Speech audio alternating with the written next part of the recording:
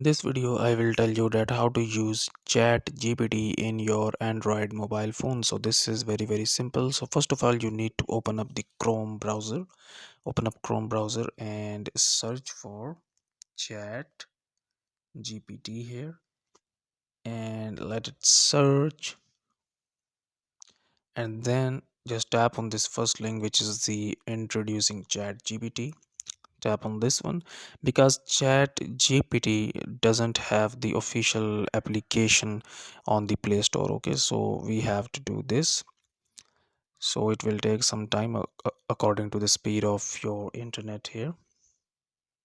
Let me change my internet, and after this you need to actually tap on this option where it says try Chat GPT. So just tap on this one and it will load the Chat GPT interface for you. Okay, so you just have to wait until it loads up for you the chat here,